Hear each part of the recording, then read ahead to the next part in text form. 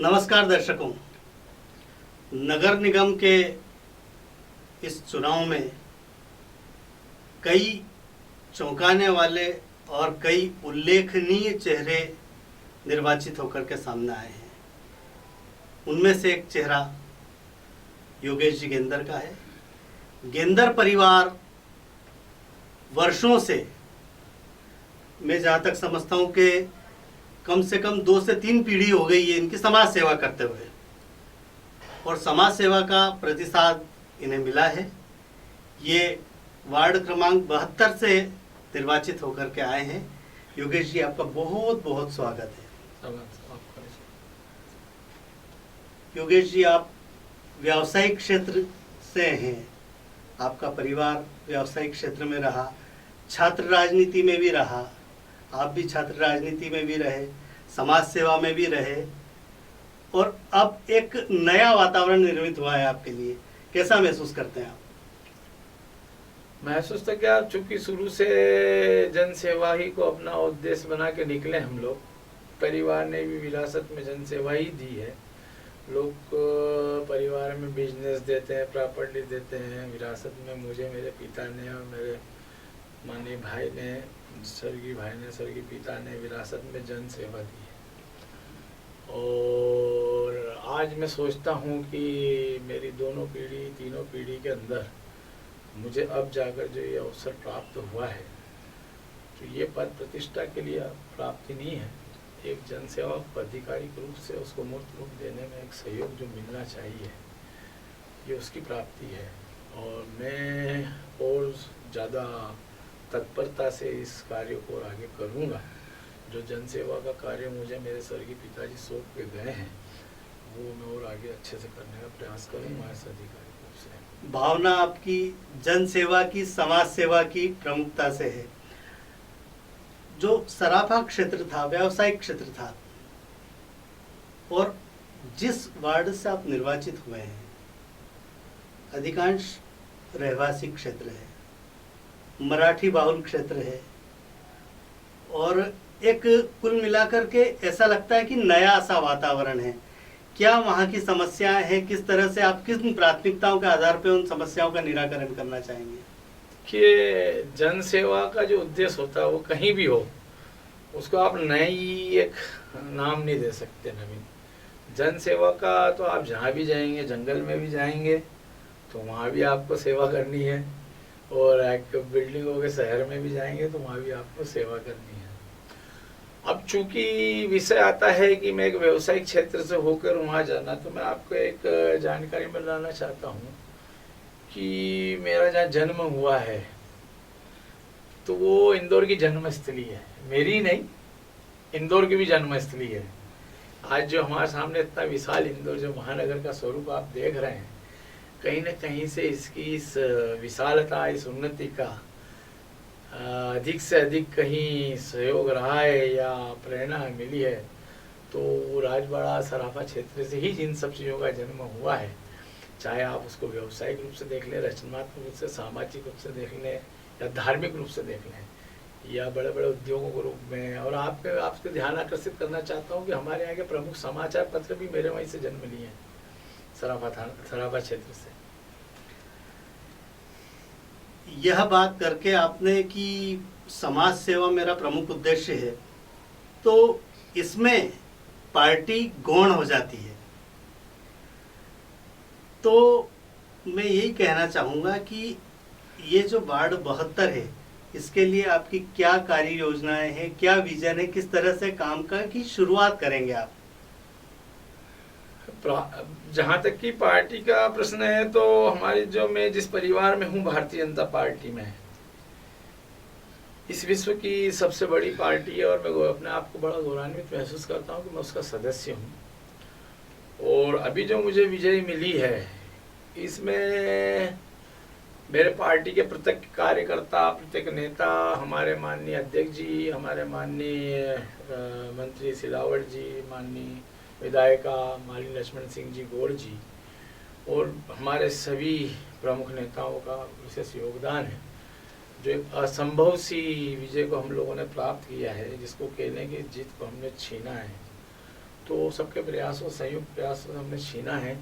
और जन सेवा का जो उद्देश्य है, तो मेरे पार्टी की विचारधारा भी जो वसुधैव कुटुंबकम के आधार पर आधारित है कि हम इस पूरी पृथ्वी को, इस धरा को, मानव जीवन को, जीव जंतु वनस्पति सबको अपना परिवार मानते हैं।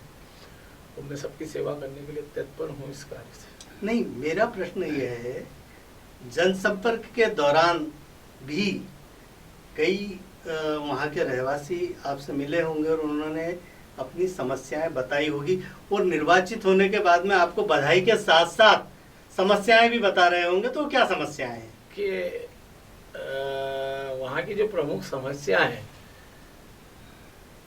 एक तो वो पूरा क्षेत्र जो है बड़ा आदर्शवान क्षेत्र है। वहाँ के जो प्रबुद्ध वर्ग का अधिक निवास है जी, जिसने देश को दिशा दी है, ऐसे लोग वहाँ निवास करते हैं।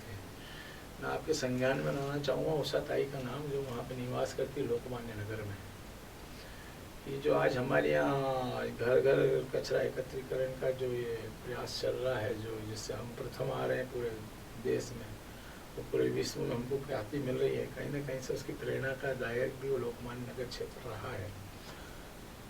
ऐसे जगह पे जो 30 साल, 40 साल, 50 साल, 70 साल पूर्व विकसित हुई कॉलोनियाँ हैं, वहाँ नवीनीकरण की आवश्यकता है। जो मूलभूत समाज जो आवश्यकताएं होती है, जैसे ड्रेनेज है, तो उन ड्रेनेजों को बदलने की आवश्यकता है जनसंख्या की दृष्टि से। तो अब मेरा प्रथम प्रयास रहेगा कि मैं उस पूरे क्षेत्र को नवीनीकरण की ओर ले जाऊंगा। नवीनीकरण में ड्रेनेज आपने प्रमुखता से बताया। पेयजल की क्या स्थिति है आज की तारीख में वहाँ पे?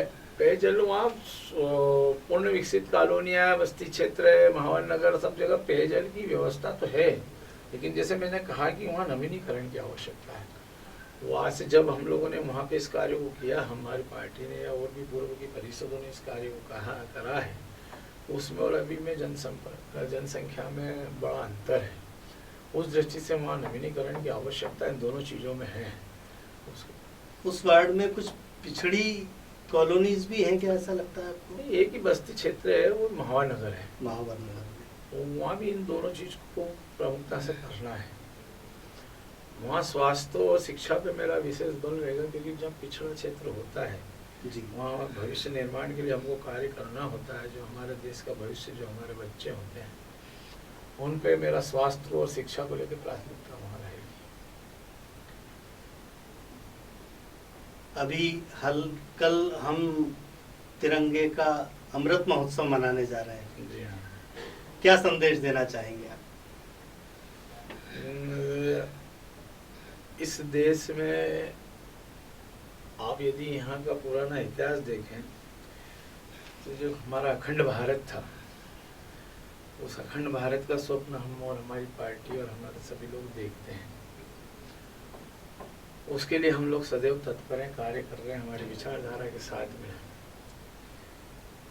ऐसे ही हम लोगों ने अंग्रेजों से लड़के, जो हमारे पूर्वजों ने अपना बलिदान दिया है, हमारा शहीद लोग हैं जिनका जीवन पूरा बलिदान हो गया शहीद में, आज तिरंगे को हम हमारा जो सर्वत्र जानते हैं, उसका पूरा नौशावर करते हैं। हमारे देश के महान शहीद, सैनिक, राजनेता और अपना सामान्य पूरा देश जिस चीज़ को नतमस्तक है, तो मेरे लिए वो जान से प्यारा है तिरंगा, और मैं उसके लिए हर तरीके से मेरी जान भी न्यौछावर तक करने के लिए तैयार हूँ।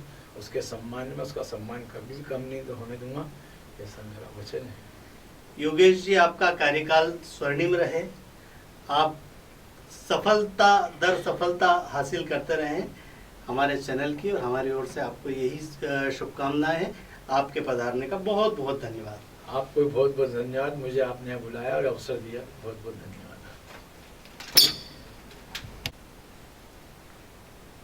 नमस्कार, आप सभी के साथ मैं हूं नागमणि नायडू। इस वक्त हमारे साथ मौजूद है वार्ड नंबर 72 के योगेश केंद्र जी। आपका स्वागत है हमारे इस चैनल में। नमस्कार। मेरा पहला प्रश्न होगा आपसे, आप जनता के सामने किन वादों के साथ आए हैं और उन वादों में कितने खरे उतरेंगे? मेरा जनता से सिर्फ एक ही वादा था, वो है जन सेवा का वादा। जहाँ जहाँ जो भी आवश्यकता है मेरे सामने मेरी जनता को लगेगी, उसको पूरा करने का प्रयास करूँगा। जो भी वहाँ मूलभूत आवश्यकताएं हैं उनको पूर्ण करने का में ही मेरा वादा है। खास करके वो उसमें उसके विविध प्रकार हो सकते हैं, और वो जितने भी विविध से भी विविध प्रकार होंगे तो उनको सबको समस्याओं को हल करने का मेरा प्रयास रहेगा। चुनाव के टाइम पे आपके सामने कितनी चुनौतियां आई जिसको पार करके आप इन मुकाम पर पहुंचे? चुनौतियाँ तो क्या है कि चुनाव होता है, चुनाव का मतलब ही चुनौती होता है। लेकिन मैं जिस परिवार से हूँ, मैं जिस पार्टी से हूँ, हमको शुरू से वहाँ चुनौतियों को ललकारना और चुनौतियों को स्वीकार करना सिखाया गया है, और उसी परिणति आज मैं विजय प्राप्त करके आपके सामने बैठा हूँ।